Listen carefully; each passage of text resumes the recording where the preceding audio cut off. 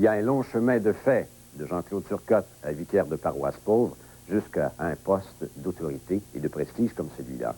Mais il semble bien que l'homme n'ait pas changé. La simplicité et également la volonté de servir dans l'engagement de l'Église semble être son leitmotiv. D'ailleurs, il dit servir avec le sourire.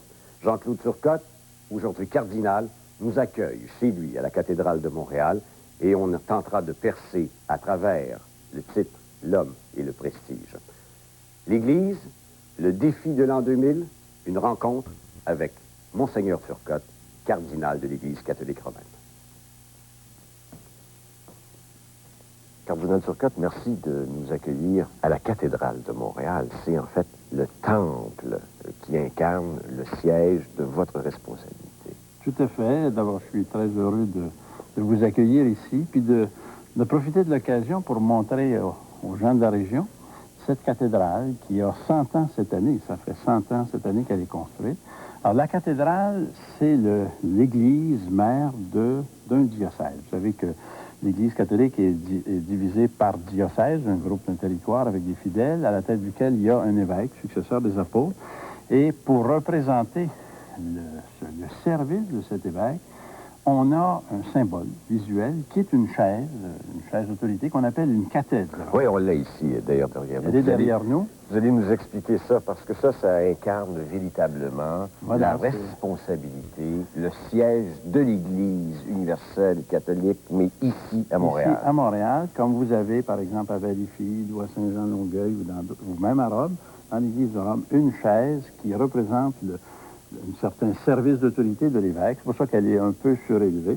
Alors, on y trouve généralement les armes de l'évêque, sa devise, ces choses-là. Il n'y a que vous. Généralement, il n'y a que l'évêque du diocèse qui prend place à la cathèdre. Et c'est tellement... Moi, ça m'a beaucoup frappé. Et quand le pape est venu ici en 84, il n'est pas allé à la cathèdre. Ça, c'est le symbole de l'autorité de l'évêque. Lui, il est chargé de l'unité de toute l'Église, mais il ne prenait pas la place de l'évêque. Il s'est assis dans un siège à côté. Qu'on lui avait à sa demande, aménagé. oui, qu'on lui avait aménagé. Bon, les armoiries, c'est vous qui les avez choisies? Oui. C'est vos armoiries. C'est les miennes. Donc, un monseigneur, un évêque, doit se trouver des symboles pour ses armoiries. Oui, c'est la coutume encore aujourd'hui. Chaque fois que quelqu'un devient évêque, alors on fait ça évidemment avec des spécialistes, là, parce qu'on ne connaît pas toujours ces choses. Mais vous avez dit, moi, je veux 3 choses. Moi, j'ai choisi 3 symboles que je trouvais importants. Vous venez les montrer? Oui, je peux bien vous les montrer. J'aimerais ça. Pour ça. En même temps, en traversant, on doit découvrir un peu l'homme. Évidemment, ça monte un peu le programme. J'ai voulu, moi, choisir le pélican. Le pélican, on sait que c'est une légende peut-être, mais le pélican, c'est l'oiseau qui s'ouvre les veines pour nourrir ses enfants. C'est le symbole de la charité, du don de soi. Alors, le pélican est sur mes armoiries.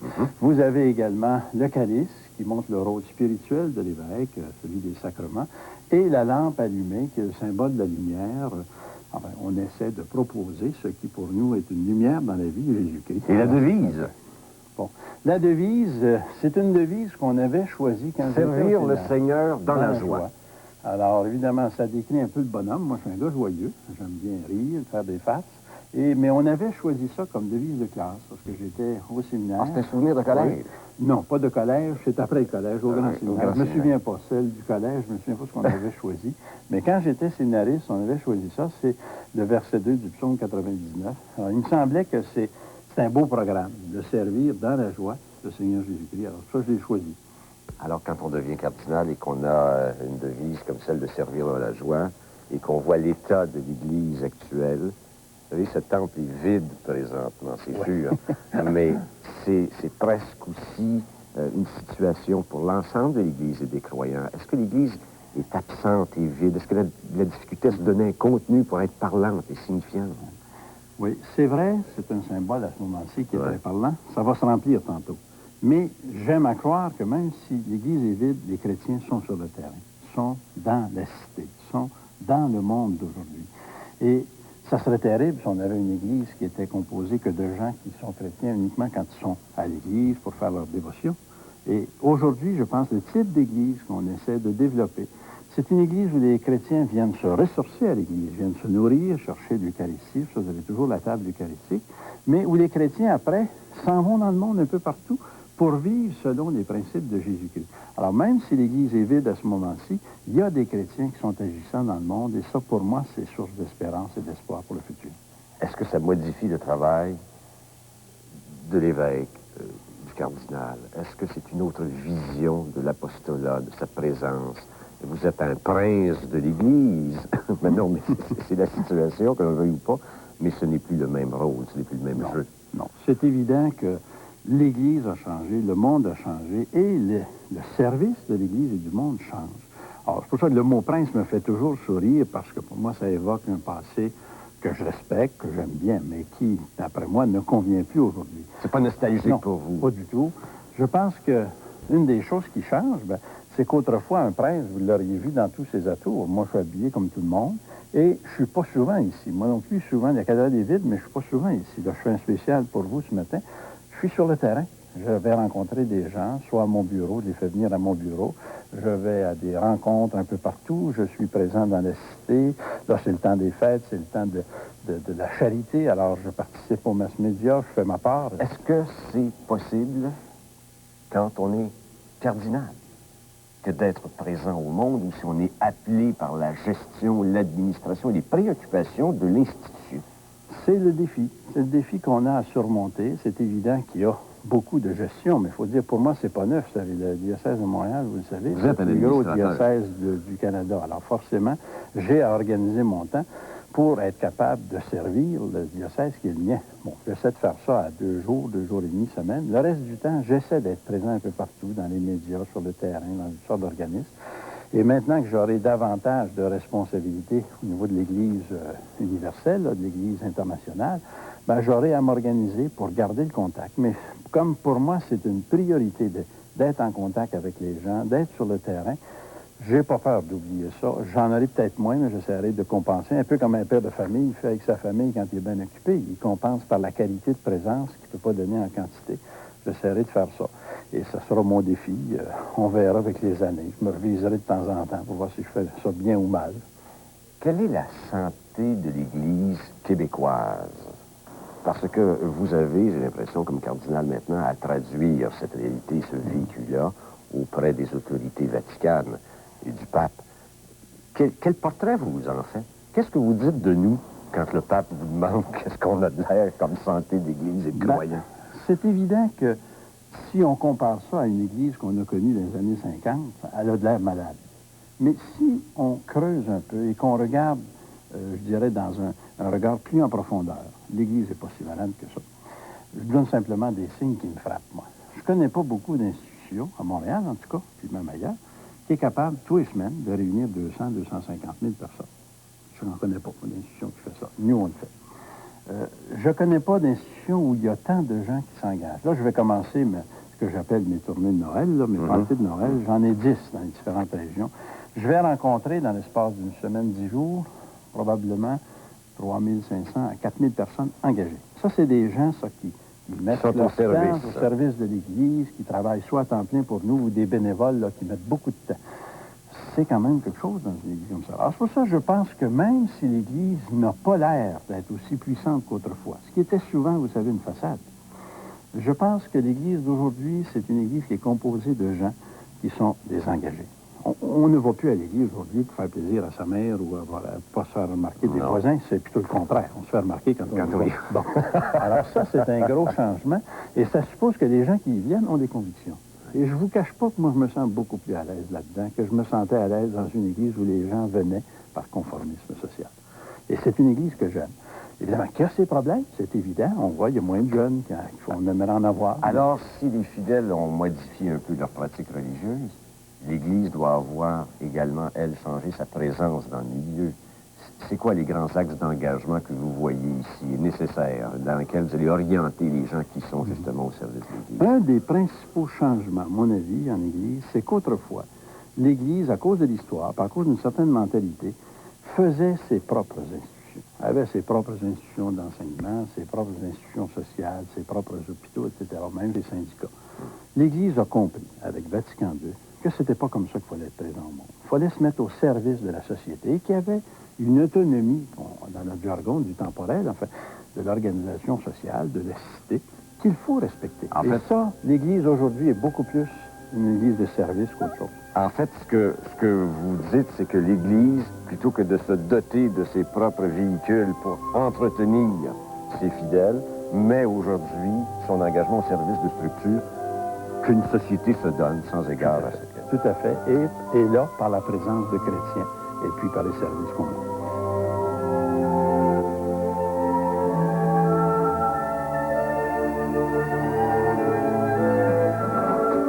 Alors, Cardinal Turcotte, vous nous amenez présentement dans les bureaux. C'est l'administration ici, non? Ici, c'est le tribunal matrimonial, là où les gens demandent leur annulation de mariage. Alors, tous les bureaux du tribunal sont installés ici, dans ce grand corridor. Alors, ça sert... Il y a une activité administrative. Vous êtes un administrateur aussi. Vous l'avez été, en tout cas, et comme cardinal, vous l'êtes aussi. Oui, forcément, il y a un aspect administratif. Vous savez, le nombre de paroisses qu'on a, le nombre d'institutions. Alors, il faut que ça marche. Mais moi, mon façon de travailler, c'est de déléguer à des vicaires généraux. On appelle ça un bras droit et un bras gauche. J'en ai un pour l'administration, disons, financière, légale, puis un autre aussi pour la pastorale. Alors, c'est eux qui me donnent un bon coup de main. J'étais parti 1 mois et demi. Ils n'ont jamais eu à m'appeler. Ils savaient très bien ce qu'il y avait à faire. Quand on dit l'Église est riche, l'Église de Montréal est-elle riche? Ici, est-ce que c'est riche? Ben, vous le voyez comme moi, c'est grand. Et c'est très lourd à porter. Parce que c'est des maisons comme celle-là, c'est pas des maisons toujours adaptées à nos besoins. Alors, je vais vous montrer, entre autres, le Salon Rouge. Vous nous amenez au Salon Rouge? Je vais vous amener au Salon Rouge. On s'arrête pour une pause, mesdames, messieurs, et on se dirige au Salon Rouge du cardinal.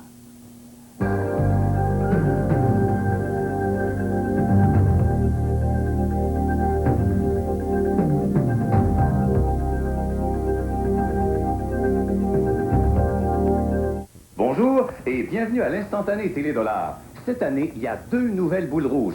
À Télédollar, je vous dis que l'argent va débouler. Pas trop nerveux, Élise? Voici le prochain chiffre. Le 14. Vous gagnez le lot, ça commence bien. La première boule rouge, 2000 $. La deuxième boule rouge, vous allez doubler votre lot. Le 250 000, doublé, ça vous fait 1 demi-million à Télédollar. 1 demi-million à Télédollar.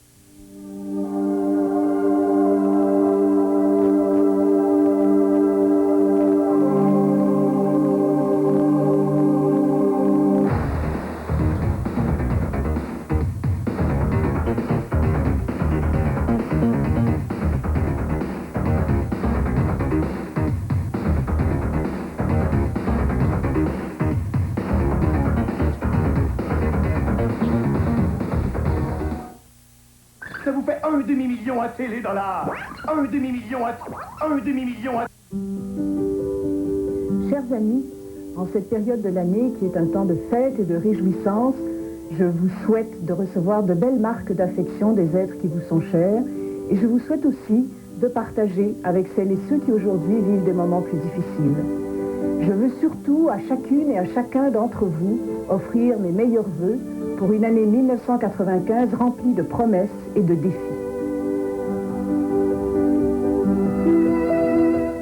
La profession d'agent immobilier, Jean-François Toutant la pratique pour le plaisir en privilégiant les contacts amicaux.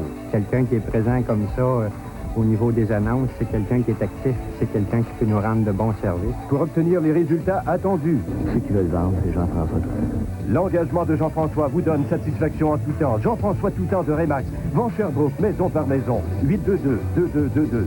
Moi, ce que j'aime de l'immeuble, c'est pas les maisons, c'est les gens avec qui je fais affaire. C'est vous autres. Un buffet de gala à préparer. Et je commence la journée avec un bon rhume. J'ai pris des Dimtap Extantable. C'est ce que les médecins conseillent pour le nez qui coule et la congestion nasale. Les Dimtap Extantables, ça vous en débouche un coin.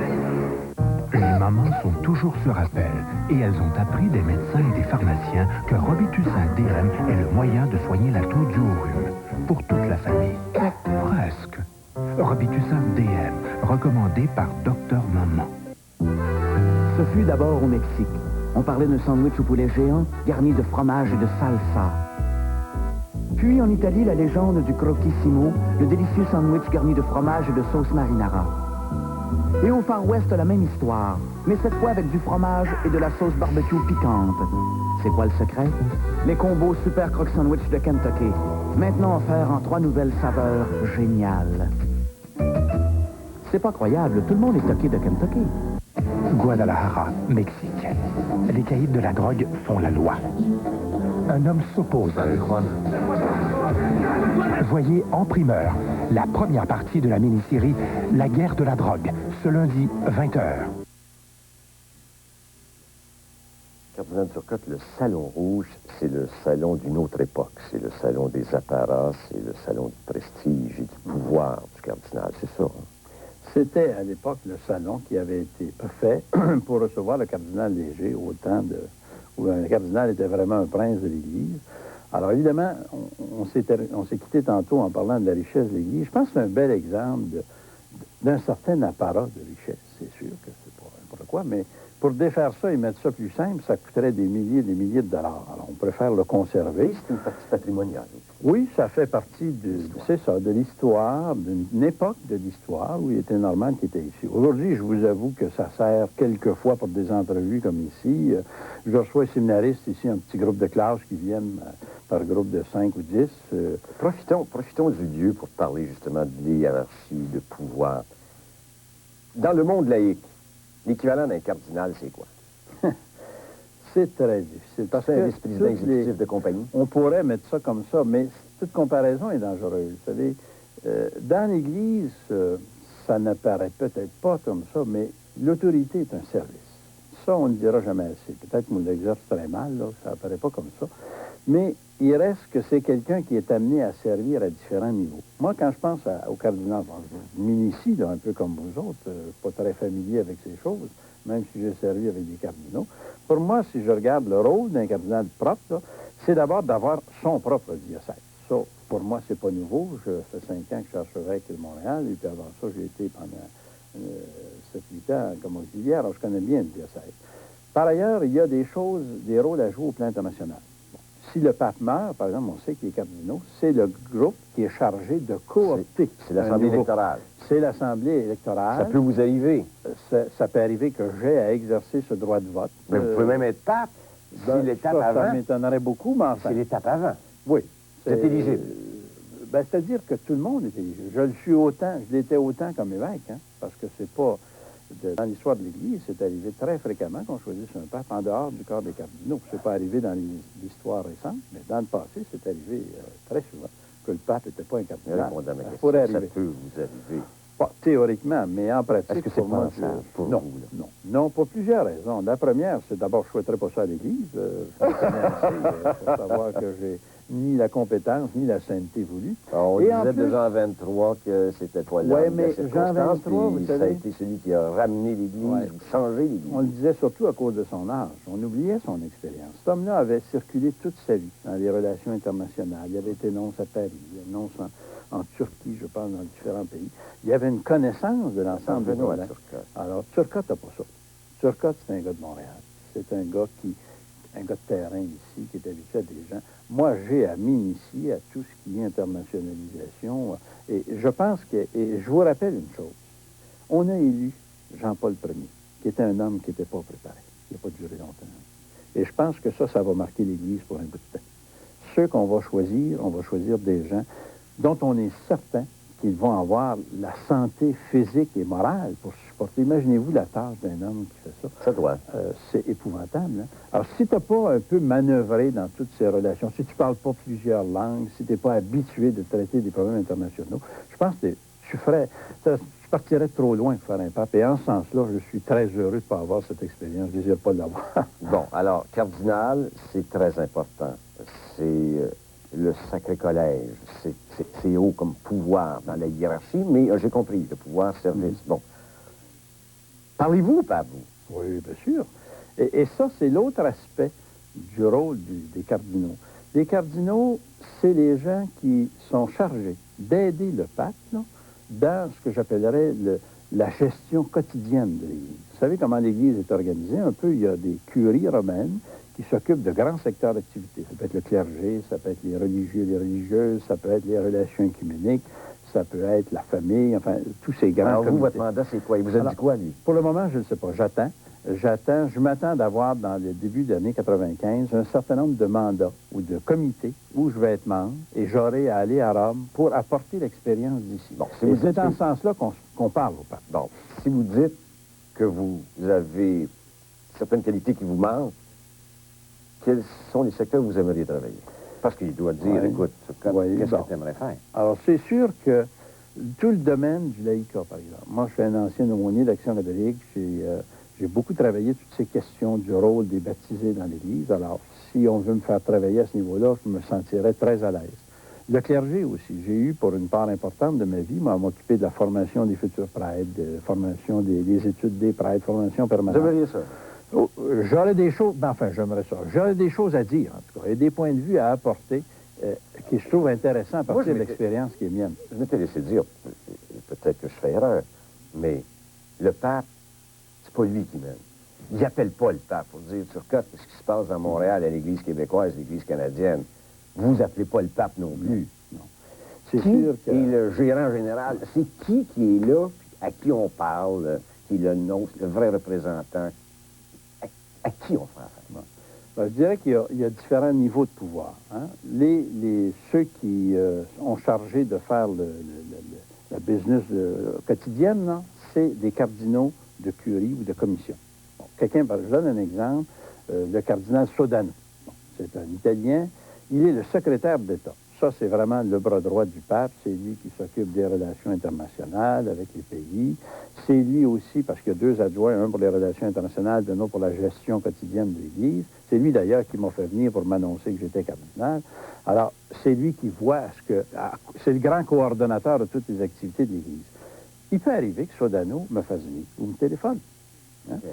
Où ils avaient, par exemple, au niveau des religieux, c'est un autre cardinal qui est espagnol. Lui, il a un nom un peu semblable, mais c'est Somalo. Bon, lui aussi, je le connais, moi, personnellement. Etchegaray, qui s'occupe de toutes les relations de justice et de paix dans le monde. C'est des gens que je connais, moi, personnellement, et avec qui je suis en contact. Ils sont dans le cabinet restreint. Oui, si on veut. Là. Ils sont autour.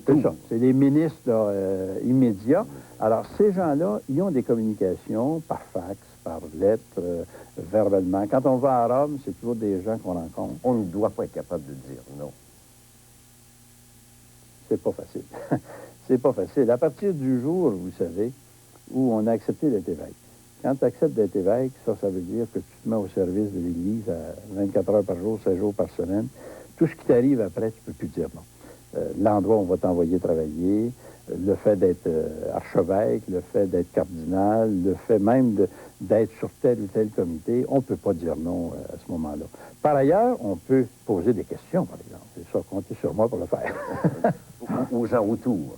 Vous n'avez pas de rencontre privée avec sa sainteté. Oui. Où vous pourriez dire, vous savez je veux servir, mais s'il vous plaît, faites-moi la grâce de ne pas m'amener comme secrétaire d'État. Oui, ça pourrait se faire. Vous savez que chaque fois qu'on va, tous les 5 ans, les évêques doivent aller en visite à Limina, à Rome, rendre un peu compte de leur administration, reprendre un contact avec l'Église centrale. Le pape reçoit individuellement et seul à seul tous les évêques. Pendant 10 à 20 minutes. On peut lui parler. Il est très simple et très parlable. C'est pas, moi, en tout cas, c'est pas un homme que je trouve gênant. Bien sûr, comme je suis avec vous, on discute d'un tas d'affaires. Non, mais lui non plus. Puis il est très informé. Ça y est préparé. Il y a une série de secrétaires qui disent, Turcotte, il est à tel endroit, voici les grands problèmes qu'ils ont là. On fait des rapports, alors c'est creusé. Alors s'il y a des questions à me poser, c'est pas le gars à nous chicaner. C'est pas du tout son genre, mais à essayer de comprendre. Moi, ce qui me frappe chez cet homme-là, il y a des affaires qui sont pas faciles à comprendre. Notre système scolaire au Québec, le public, confessionnel, puis tout. Essayez de comprendre ça. Il faut revenir à plusieurs reprises. Est-ce que notre Église canadienne lui fait peur un peu? Parce qu'il paraît que parmi certaines communautés, certains pays, l'Église canadienne est avant-gardiste ou en avant, ou vit des difficultés particulières. Est-ce qu'il craint? C'est pas l'impression qu'il m'a donnée, moi. Certains de son entourage, peut-être, hein, dans le cabinet restreint dont on parlait tantôt. Mais lui, non. Moi, le pape m'a parlé très ouvertement de la question des femmes. Hein. Les évêques canadiens, on est reconnus pour prendre la part des femmes, puis dans tous les synodes, encore le dernier, on l'a fait. Et le pape cherche à comprendre. Lui, il est pas canadien, il ne vit pas ici. Tu sais, il y a des espèces de sensibilités, là, mais on sent que ça l'intéresse. Et je pense qu'il nous donne, il sait bien qu'on ne fait pas ça pour mal faire. Là. On le fait, c'est parce qu'on est en solidarité avec une Église. Les Églises cherchent à comprendre. ont une liberté. Et il tient à ce que cette liberté-là soit là. Moi, j'ai entendu le pape me dire à moi et à d'autres évêques, un petit souper, on était 8 ou 10, On lui disait, on manque de temps pour parler, il dit, il faudra se le donner. Moi, je tiens à ce que toutes les églises se disent. Je veux entendre ce qui se passe dans chaque église. C'est très important pour l'Église universelle. Donc, auriez-vous un café? Oui, sûrement. Alors, on va aller prendre un café. Ça va être sympathique. Merci.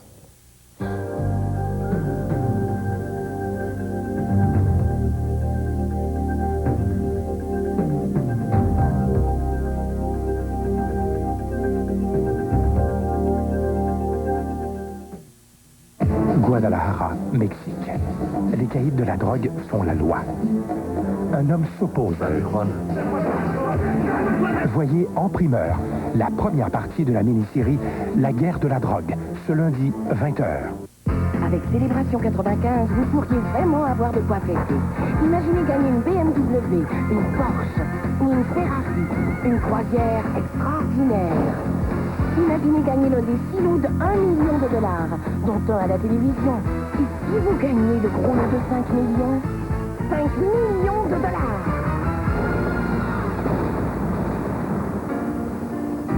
Vous pourriez fêter comme jamais avec Célébration 95.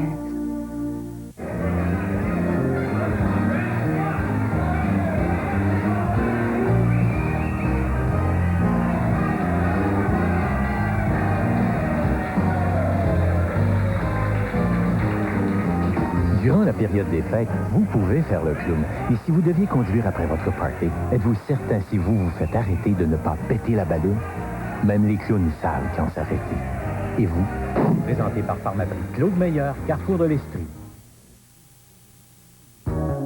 C'est le rêve accessible, avoir un corps bien en forme. C'est aussi un gym qui évolue constamment afin de vous garantir les meilleures conditions de l'entraînement idéal.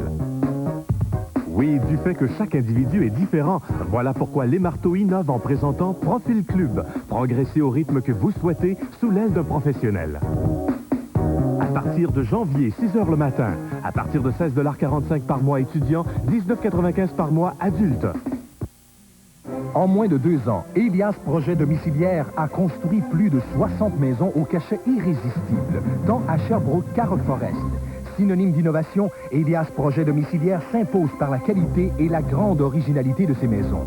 Elias Projet Domiciliaire va vous étonner une fois de plus dès le 21 janvier prochain. Préparez-vous à découvrir une toute nouvelle gamme de maisons à prix variés dès le 21 janvier. Elias Projet Domiciliaire à Sherbrooke et Rock Forest. 821-6000. Ah tiens, vente sur plus d'inventaire chez Bois-Franc électronique et vidéothèque.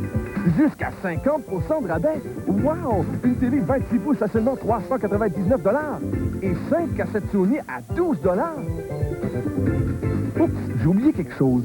Venez vivre une expérience ultime, le cinéma maison. Un ensemble cinéma maison Sony, 599 $. Il y a juste Bois-Franc électronique et vidéothèque pour m'en donner autant pendant la vente sur plus d'inventaire. La magie des fêtes se prolonge avec Casse-Noisette en supplémentaire.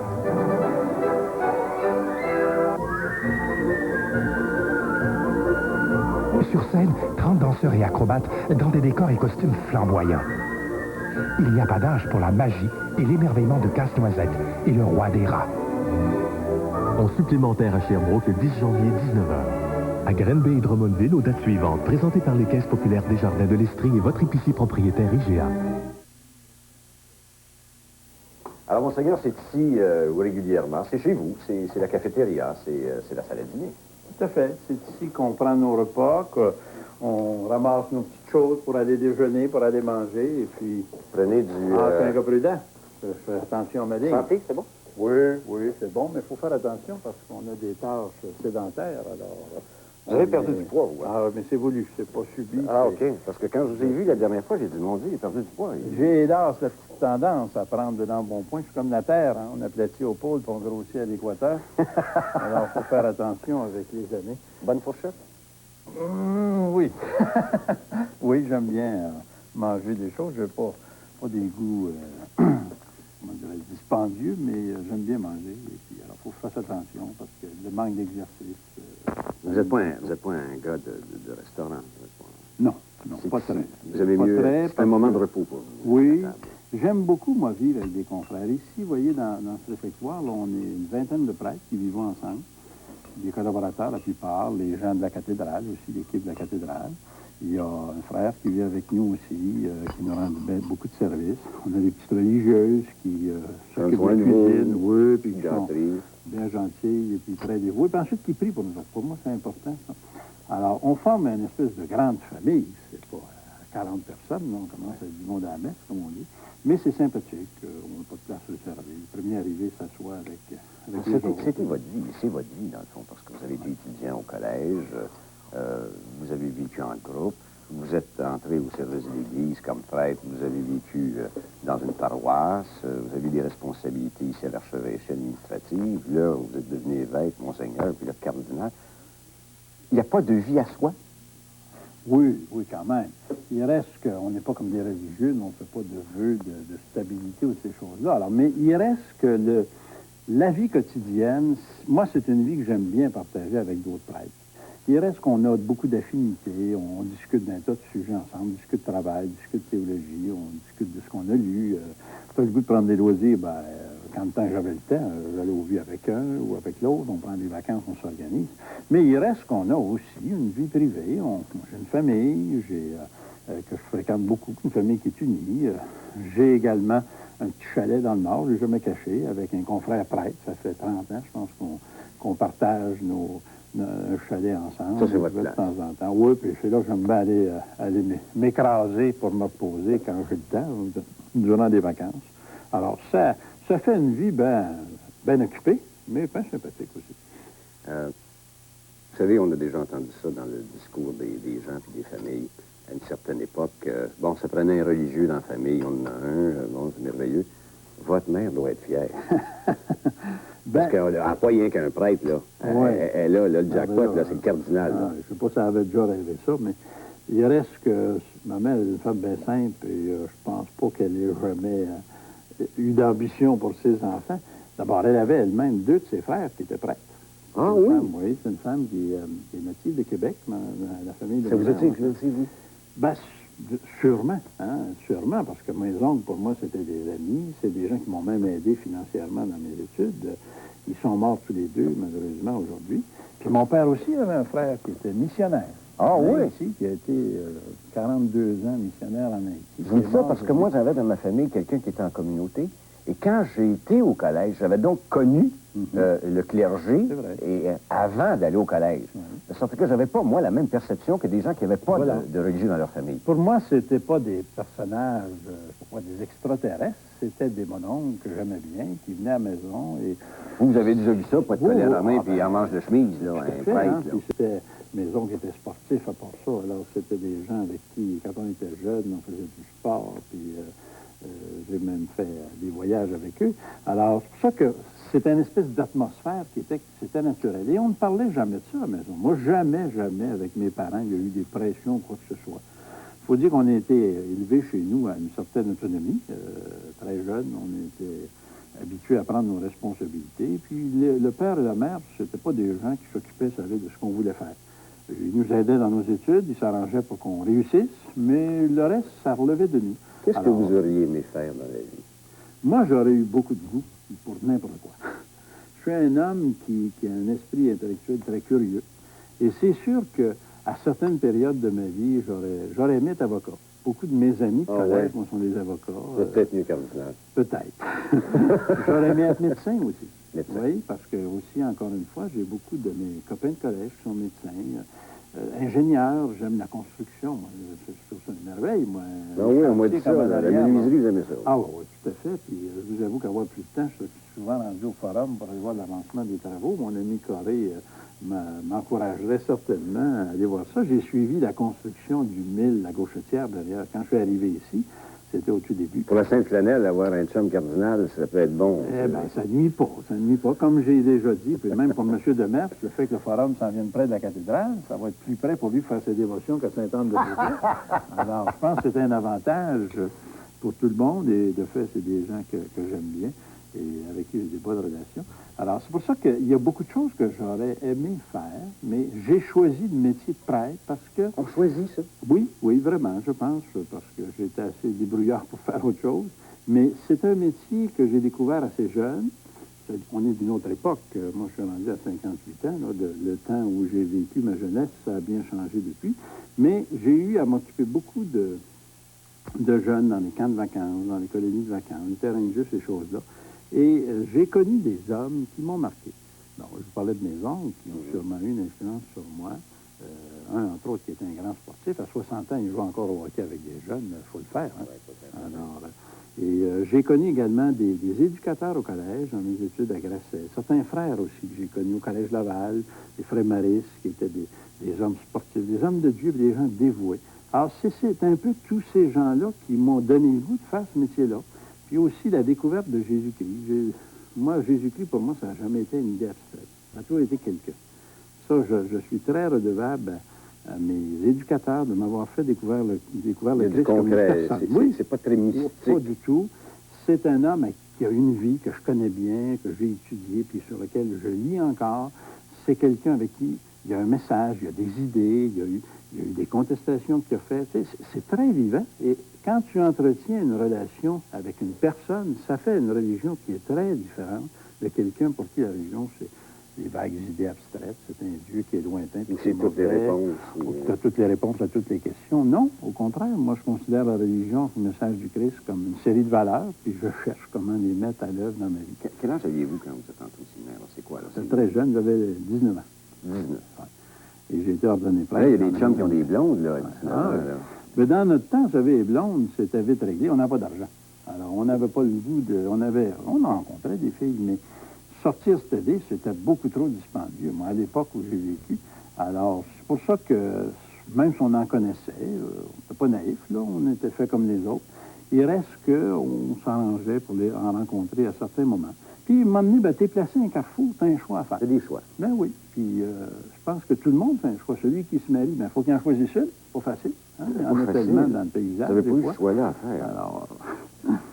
Mais parlez-en donc de cet engagement, parce que quand on est un carrefour, et dans la vie, c'est peut-être le problème qu'on a, nous autres, présentement, dans notre société, on voit qu'on a de la difficulté à faire des choix. Et quand on fait des choix, la persévérance de cet engagement-là, c'est spécial. Où on trouve le ressourcement? On a de la difficulté, nous, du monde laïque, à dire « Ah, un gars passe 25, 30, 40, 50 ans de sa vie là-dedans. » Oui.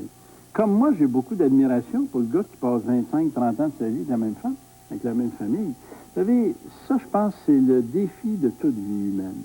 D'essayer de se dire, ben, les choix que j'ai faits un jour, je les respecte. La fidélité, c'est peut-être une des plus grandes qualités, des plus profondes qualités humaines qu'il y a. Être fidèle à ce qu'on a vécu, être fidèle à sa famille, être fidèle aux engagements qu'on a pris. Moi, ça me frappe beaucoup, les gens, même en politique, être fidèle à un parti, être fidèle à des idées, même si tu es contesté, même si c'est difficile. Mais ça ne peut se faire, à mon avis, que si on est conscient de l'importance de ce qu'on veut conserver, de l'importance des choses.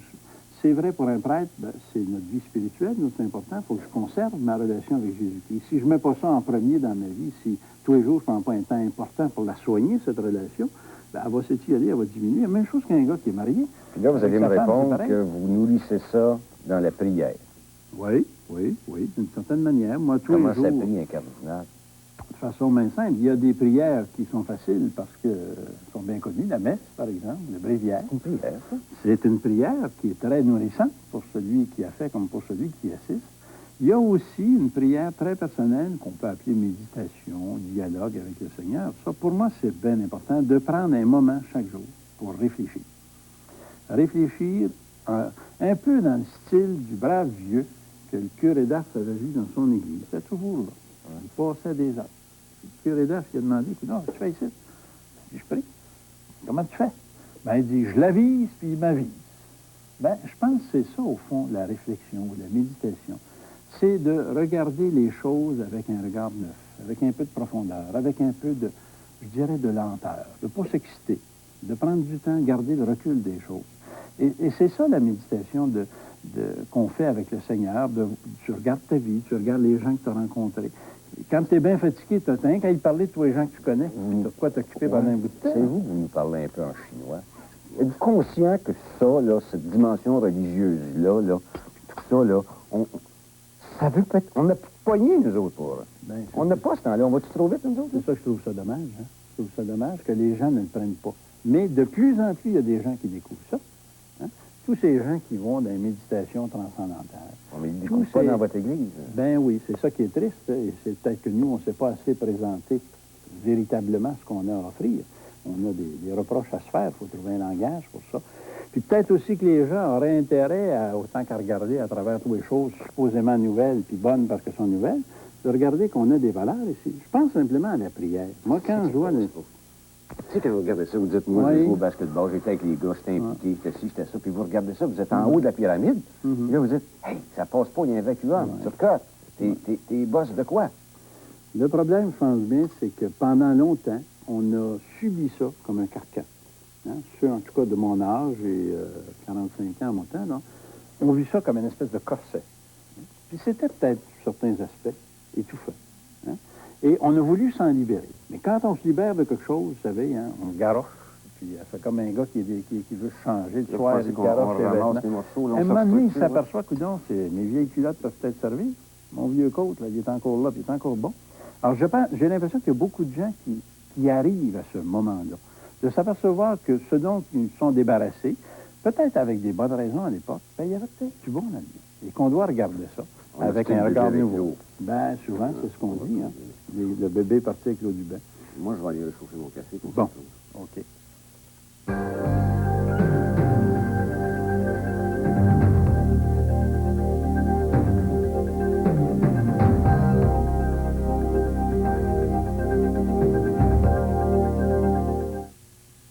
Fermat sait que la clé pour maintenir les matériaux en bon état est de les préserver des intempéries. Si vous êtes exigeant, allez là où ils sont à l'abri. Fermat, 1280 rue Galtest. À cet avantage, Fermat ajoute celui de la livraison rapide par camion Girafe.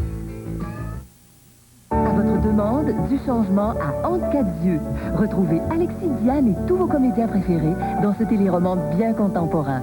Entre quatre yeux, dorénavant le mercredi 19h30 et ce dès le 18 janvier à TVA.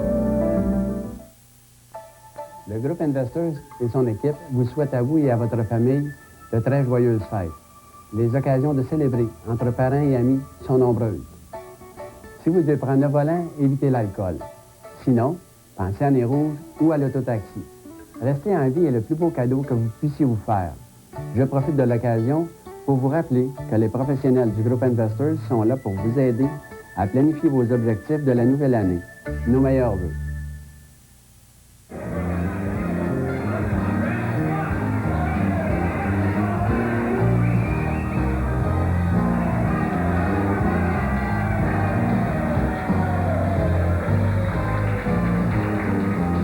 Durant la période des fêtes, vous pouvez faire le clown. Et si vous deviez conduire après votre party, êtes-vous certain si vous vous faites arrêter de ne pas péter la balloune? Même les clowns savent quand s'arrêter. Et vous? Présenté par Pharmaprix Raymond Elias, 1335 King West. Personne ne vous en offre autant que Deluxe Pontiac Buick. Ne cherchez plus. Le plus grand inventaire de voitures et de camions, c'est Deluxe Pontiac Buick qui le détient. Les représentants ont pour priorité première de combler vos besoins. Les mécaniciens ont pour priorité première de voir à ce que vous soyez entièrement satisfait. N'attendez pas. Venez faire l'essai de la voiture dont tout le monde parle, la Pontiac Sunfire 1995. Vous le voyez, personne ne vous en offre autant que Deluxe Pontiac Buick. À Sherbrooke, 1567 rue King West. Toute la région l'attendait. L'explosion des bas-prix au Grand Bazar de Granby. Le plus grand choix de vêtements de scie haute performance. Du jamais vu. Jusqu'à 70% de rabais. Un immense lot de vêtements de ski à partir de 25 $. Blousons licenciés à partir de 39,99 $. Casquettes à partir de 6,99 $. Jusqu'à 65% sur les équipements de hockey. Jambières de gardien de but. Jusqu'à 50%. Des milliers de paires de patins à prix explosif. Dépêchez-vous avant que ça sauve. Au Grand Bazar de Granby. Ça, c'est sport. Nous vivons les plus belles festivités de l'année. L'atmosphère, les décorations, tout se prête aux réjouissances. Mais après les fêtes, il faudra dépouiller nos sapins. J'invite tous les Sherbrookois et les Sherbrookoises à poser un geste responsable. Récupérons et recyclons nos sapins. Vous pourriez gagner un voyage d'une semaine pour deux. Destination Soleil. Le 15 janvier, de 9h à 15h, apportez vos sapins au lieu d'enfouissement sanitaire de Sherbrooke, au 735 de la rue des Pèlerins. Une invitation du groupe Investors de la ville de Sherbrooke et de Télé 7. Fermat sait que la clé pour maintenir les matériaux en bon état est de les préserver des intempéries. Si vous êtes exigeant, allez là où ils sont à l'abri. Fermat, 1280 rue Galtest. À cet avantage, Fermat ajoute celui de la livraison rapide par camion Girafe. Cardinal Turcotte, il y a un long chemin de fait depuis que vous êtes le jeune curé, puis dans Hochelaga Maisonneuve, puis est-ce que ça a changé cette société-là? Je regarde Hochelaga Maisonneuve, il y a encore là des poches de pauvreté, il y en a un peu partout. Vous sentez-vous distant de ça et loin de ça parce que vous êtes devenu maintenant un peu plus institutionnel? Oui, d'une certaine manière, hélas. Je vous avoue que je regrette un peu mon temps de jeunesse où je pouvais aller dans un restaurant, ramasser des jeunes, aller discuter avec eux, aller dans des familles, rencontrer des gens. Mais comme c'est une priorité pour moi, je vous avoue que j'essaie, chaque semaine, chaque mois, de me trouver des espèces de ce que j'appellerais des îlots dans ma vie où je peux contacter des gens comme ça. Ça peut être dans une école où je vais rencontrer des jeunes. Je ne le fais pas aussi souvent que j'aimerais le faire. Ça peut être auprès de petits groupes que je connais. Ça peut être aller voir un curé, puis de reviser un peu son action avec lui. Ça peut être simplement d'aller rencontrer des itinérants à la Maison du Père ou d'aller à l'accueil de Bonneau, des choses comme ça. Mais c'est vrai qu'à cause de mes fonctions, j'ai moins de temps d'être en contact avec ces gens-là. Par ailleurs, j'essaie de compenser un peu comme un père de famille qui a moins de temps d'être présent à ses enfants par de la qualité de présence, ce que je ne peux pas donner en quantité. Et j'ai encore des amis, moi, des gens très simples, hein, que je vois le plus souvent que je peux, que j'essaie d'aller voir chez eux. Et c'est des gens de ce coin-là. Quand on fait un job, un travail, il y a toujours quelque chose qui nous horripile. Je ne sais pas, peut-être qu'un professeur, c'est de corriger les examens ou de faire la discipline. Qu'est-ce qui vous pue au nez dans le job que vous faites? Ben, des choses que je détesterais, il n'y en a pas. Mais des choses que je trouve difficiles, c'est... J'ai souvent à parler. Hein? C'est-à-dire que oui, j'aime ça quand c'est en conversation comme ça, mais parler de façon officielle, préparer des textes, ça, c'est une exigence, vous savez, énorme, parce qu'il faut que ces textes-là soient écrits. Alors, j'en ai, moi, en moyenne, 3 ou 4 par semaine de ces déclarations. Et probablement qu'on peut dire moins de choses quand on est cardinal que quand on est vicaire.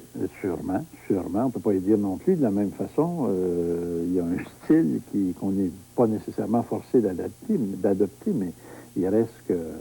On ne peut pas faire ça aussi simplement qu'on le fait. Pourquoi? Alors, ça, c'est difficile. Ça marcherait. Oui, peut-être, mais il y a un style de conversation. Quand vous adressez une foule de 2 ou 3 000 personnes, on ne peut pas faire ça comme quand je suis seul avec vous. Oui, ça, je le comprends. Et moi, je suis plus à l'aise quand je suis seul avec quelqu'un que devant 2 ou 3 000 personnes. On est juste 1 million. Oui, c'est ça. Mais là, dans ce temps-là, on n'y pense pas. Après, on prend conscience de ce qu'on a dit. Alors ça, je trouve ça difficile parce que c'est pas comme dans la conversation privée. Dans la conversation privée, tu atteins un être, tu es en contact avec un humain, tu l'écoutes, tu lui parles. Il y a une espèce de chaleur humaine qu'on n'a pas dans le contact collectif. Alors ça, j'en souffre, parce que moi, j'ai besoin de... Vous savez, si j'avais une caractéristique, moi, ce qui me passionne, c'est de découvrir les humains.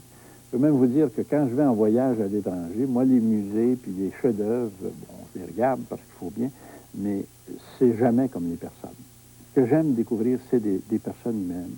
C'est des gens qui ont leur richesse, leur pauvreté aussi, leur force, leur faiblesse. Et je découvre toujours des aspects nouveaux en écoutant des gens. Et ça, quelle que soit la condition de la personne, que ce soit un grand de ce monde ou un petit, il y a toujours des richesses qu'il faut aller chercher qui m'émerveillent. Avez-vous une belle délinquance? Avez-vous des moments de fugue ou de belle folie? Là, je me sauve. Oui, ça va arriver de temps en temps parce que j'essaye de prendre soin de moi quand même. On ne peut pas être en devoir 24 heures par jour. Puis, la sainteté n'est pas un objectif pour vous? Ben, enfin, la sainteté, j'essaie d'être saint, mais de façon pas trop vite non plus, pour pas qu'on fasse une statue trop vite avec moi. Alors, non, mais oui, de temps en temps, je vais aller. J'aime bien, par exemple, quand je suis en vacances, on a une coutume au chalet, mon confrère et moi, on va déjeuner au restaurant, il a rencontré les gens. Il m'est même arrivé d'y aller des fois quand je suis seul, je vais tout seul. Et une femme, une fois, qui m'avait dit, elle dit, savez-vous à qui vous ressemblez, vous? Ben, j'ai dit non, c'est pour savoir à qui je ressemble. Elle dit, vous ressemblez à Monseigneur Turcotte. Ça tombe bien. Je le connais fort bien, c'est moi-même. Alors, évidemment, ça fait des choses, quand on est seul, les gens viennent nous parler comme ça. Alors, ça peut, des petits moments de délinquance où j'aime bien travailler de mes mains, faire des petites réparations, des choses de même. Moins maintenant, parce que j'ai moins de temps, mais aller acheter mes matériaux chez le marchand de construction, moi, ça, c'est des choses qui sont... Faites ça. Bon, qu'est-ce que vous avez bâti, déjà? J'ai construit des maisons, moi. plusieurs fois dans ma vie. Voyons donc. Ah oui. C'était plus jeune, je vous avoue qu'avec un marteau, j'étais assez habile. Et je passais mes vacances d'été à aider des amis à construire un chalet ou des choses comme ça. Ah ouais? Il y a quelques maisons qui existent en quelque part dans la province auxquelles j'ai participé. On m'a dit que vous aviez tous les goûts, que vous étiez ouvert à bien des choses, et que vous auriez eu la capacité de tout faire, ces choses-là. Êtes-vous un homme brillant? Je laisse les autres le dire. Non, mais je honnêtement... suis un homme curieux. Comme capacité intellectuelle, vous auriez pu faire un médecin, vous auriez pu faire un avocat, vous auriez pu faire ci.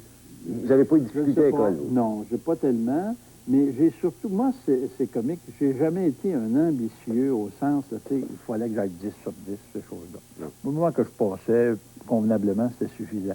Mais j'aimais beaucoup diversifier mes connaissances. Je suis un homme qui lit énormément. J'ai toujours lu beaucoup. Quand j'étais jeune, même au collège, on était obligé de limiter mes lectures parce que je trouvais que je passais trop de temps là-dedans. Un petit peu de basketball, un petit peu de gymnase, oui, c'est exactement. Et alors, à ce moment-là, j'ai une curiosité intellectuelle qui fait que je m'intéresse autant à la sociologie, à la chimie, à la physique ou à n'importe quoi, à la théologie, bien sûr, mais j'ai moins de temps de suivre tout ça. C'est pour ça que j'aime bien, moi, regarder la télévision. Et je n'ai pas grand temps, évidemment. Je suis obligé d'être sélectif. Ça va m'arriver de prendre vos émissions de temps en temps, quand c'est des heures qui me conviennent. Et je vous avoue que comme je suis un homme qui dort assez peu, bon, quand je me contente facilement de 5 à 6 heures de sommeil, alors ça va arriver que le soir ou tard, je vais regarder la télévision et j'aime bien le canal universitaire, par exemple. Il y a des cours absolument extraordinaires qui se donnent, vous savez. Je ne sais pas si les gens regardent ça, mais moi, ça me nourrit beaucoup sur toutes sortes de sujets, ou des fois les canaux de nouvelles, ou ces choses-là. Alors, puis j'ai une vidéo, comme tout le monde, puis je m'enregistre des émissions, puis des choses que j'ai manquées, j'essaie de les regarder quand j'ai perdu. Vous êtes un gars simple. C'est ça. Turcotte, c'est ça. Je pense que je suis un gars ordinaire. En tout cas, je vis comme tout le monde aujourd'hui. Évidemment, c'est sûr que j'ai une vie un peu spéciale à cause du métier ou de la tâche qui est la mienne, mais il reste que, oui, je pense bien que je ne me distingue pas de l'homme normal du 20e siècle. On est comme ça, puis j'aime bien le progrès moderne. On vient en conclusion.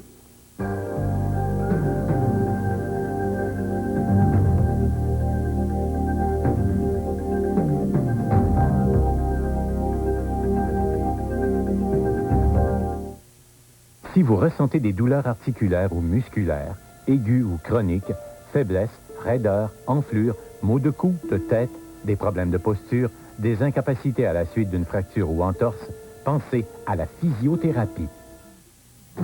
Pour acquérir un super physique, rien ne bat Boutique Strata. Boutique Strata, toujours le plus fort en équipement, en vêtements, en vitamines et suppléments. Système cybergénique 60 jours, prix Strata 129,95. Cycle exerciceur de Weather, prix Strata 229,95. Sac d'entraînement pour la boxe, le karaté, prix Strata 79,95. Multiplex 4 stations de Weather, prix Strata 194,95. Boutique Strata à Sherbrooke, 1603 rue King West.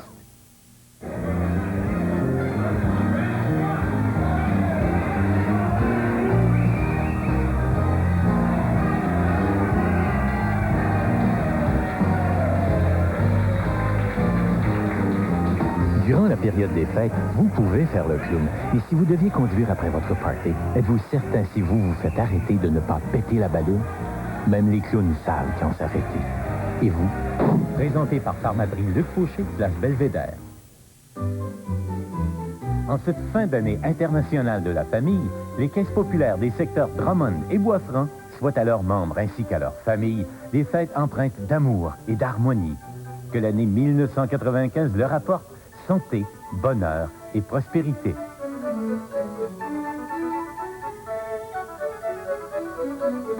Toute la grande famille des caisses populaires des secteurs Drummond et Bois-Franc vous souhaite de très joyeuses fêtes. En novembre, ce fut un party inoubliable à la salle Maurice-Aubray-D. Jean-Marc Parent est de retour à Sherbrooke le 4 février avec ses 5 heures de show et d'impro de 21h jusqu'à 2h du matin. Présenté par les Caisses populaires des Jardins de l'Esprit et votre épicier propriétaire IGA. La soirée Sentier Chasse et Pêche tant attendue s'en vient à la salle Maurice-Aubray-D le 16 janvier. 3 films inédits, des expositions, le tout animé par l'humoriste Yvon Crevé. Le 16 janvier dès 19h15, une invitation de la brasserie Molson O'Keeffe. C'est la vente à tout casser chez Momo Sport. Jusqu'à 50% de rabais sur les bottes de marche Basque et Merrell. Jusqu'à 50% sur les bottes Sorel. Ensemble de ski de fond à partir de 99 $. Planche à neige K2 à partir de 399 $. Tous les manteaux de ski réduits jusqu'à 50%. Gants, tuques, mitaines à partir de 10,99 $. Oui, tout est réduit en magasin pendant la vente à tout casser chez Momo Sport. 42 rue Wellington-Nord et Galerie Offord à Magog. Au fait, c'est qui Momo? Le physiothérapeute est un professionnel de la santé. Par son approche essentiellement manuelle, le physiothérapeute tend à redonner à l'individu le maximum de sa capacité fonctionnelle. Votre corps, votre bien-être, votre physiothérapeute Physiotech. Renseignez-vous.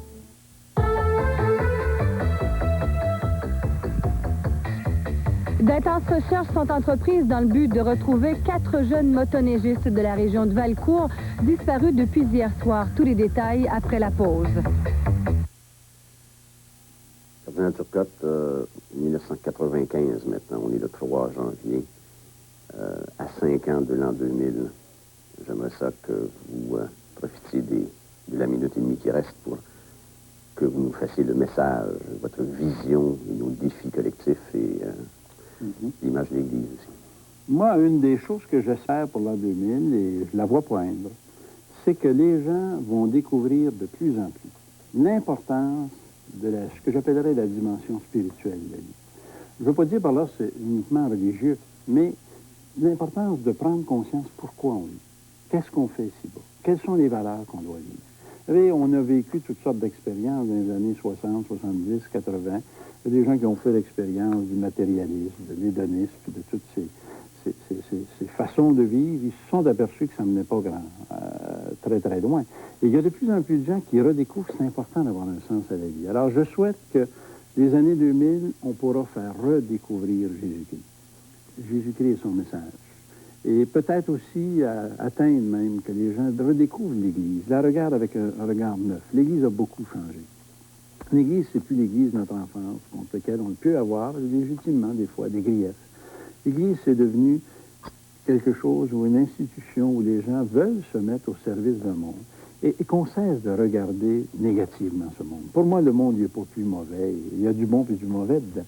Mais il faut voir que ce monde-là, il a été sauvé par Jésus-Christ. Et que Jésus-Christ a encore un sens pour ce monde-là. Alors, c'est ça que je souhaite, moi, en cette année 95, que de plus en plus de gens redécouvrent personnellement, de façon très intime et très profonde, que le Christ peut avoir encore un sens dans leur vie. L'Évangile, il y a des valeurs là-dedans, il y a une façon de vivre qui est intéressante et qu'il faut regarder de près. Pas en l'imposant aux gens, mais en le proposant à notre monde qui en a bien besoin.